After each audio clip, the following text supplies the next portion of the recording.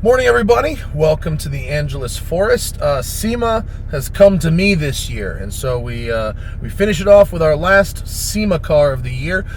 This is the Renick Performance Cadillac ATS-V coupe. Renick Performance is a GM dealer-affiliated tuning shop in Newport Beach, California, and they've taken this 2016 ATS-V coupe and have had their way with it.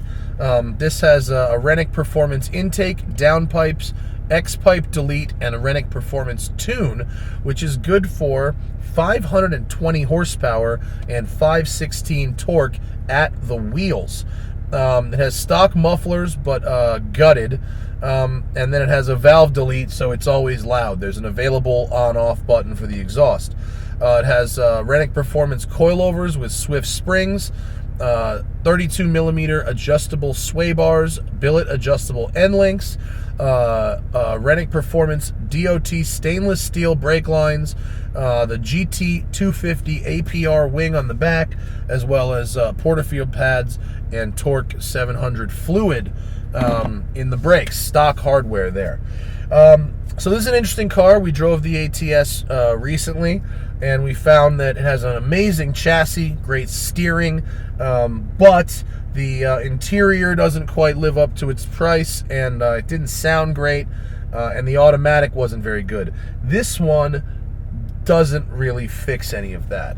Let's go for a drive and talk about it.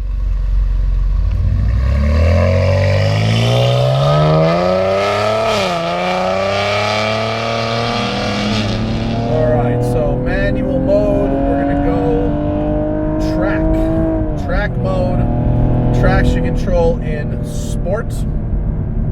Okay, so we start with a $70,000 ATS, and then this thing has pretty much been turned into a track car. James Renick of Renick Performance told me that this car has spent the majority of its 9,000 miles on the racetrack, which says good things about the durability of the V6 engine underneath that extra boost. These are stock turbos, but they're working on a machined internal setup for those turbos for the next variant of that.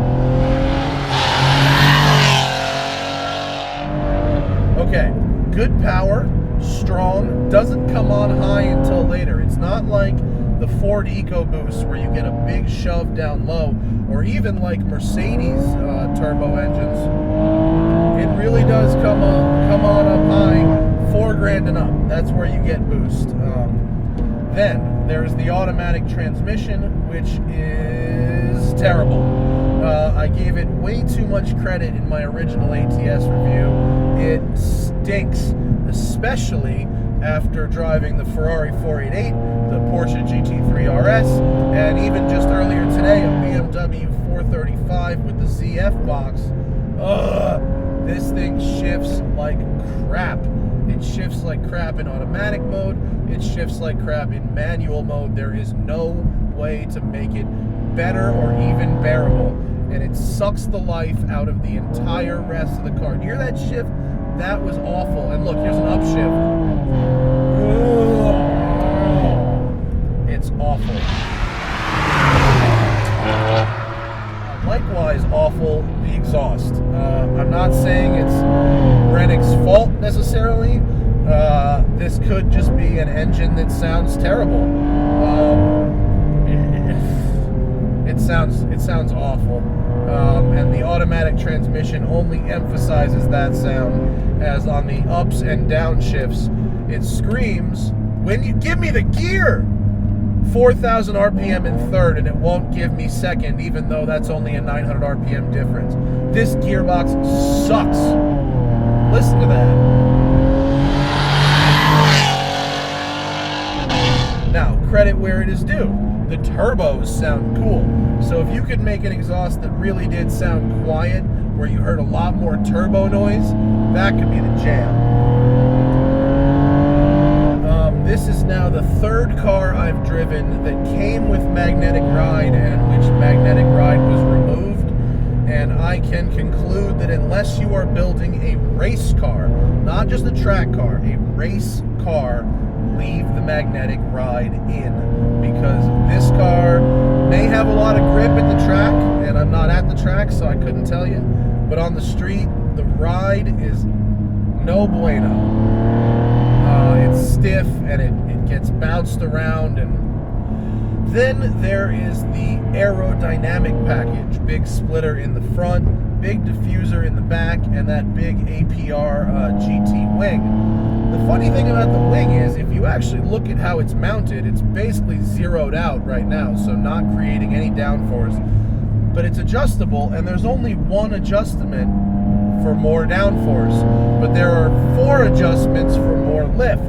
So what that means is they took a universal wing, mounted it on here, but you can't really get much downforce out of it. It's really just kind of for drag. You need to make new uprights that have the correct angle to get actual downforce. The rear diffuser looks pretty cool, but it does scrape on everything. I told them that I was going to beat that thing up by taking this car for a couple days, and I was right. I did. Really well. It's got some lightweight wheels. The brakes are excellent and do not fade, at least haven't under my care.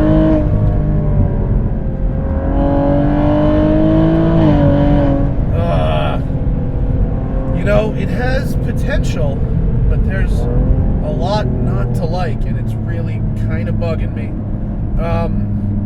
The main issue I have with the car is not what they've done to it per se, because I imagine this is quite a bit faster around a track than a standard ATS. My issue with it is, if you're going to take a $75,000 car like this, or an M3 for that matter, and then you're going to go spherical bushings and stiff suspension and aero and tuning it and all of that stuff, by the time you've done that, you could have had a 911, honestly, or you could have had a Z06, or you could have had something that from the factory got the performance that you desired out of this, and without engineering all the refinement out of your luxury car. I get going full track build with a Mustang or an STI. Like, I get that because there's a huge gap, but if you're starting with a $75,000 car, turning it into a $115,000 car, that's into real sports car territory that would provide the performance you get from this with much, much less compromise and much less headaches. So I just kind of don't get it. And I know it sounds like I'm crapping on the guys at Renick Performance who tuned this car, and it's not their fault. They're nice people. They built a car that is what you do to a car that you take to a track, but fundamentally, between the automatic gearbox, the sound of it, and the fact that you've sacrificed ride quality and luxury for track readiness to end up in kind of the same place as a Z06, I just don't get it. And so I do want to thank them for hooking it up and letting me take this car for a couple days. I'm sorry to them if this seems mean, but I feel it's important to be honest in these videos, for better or worse. And there is some potential with this car. I just don't think it's been quite found yet. And certainly if you want to make your ATS-V go fast, all the stuff that's happening with the engine is working. We just need it to not sound like this. That's not good.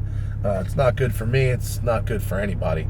But thank you for watching, and I'll see you guys later.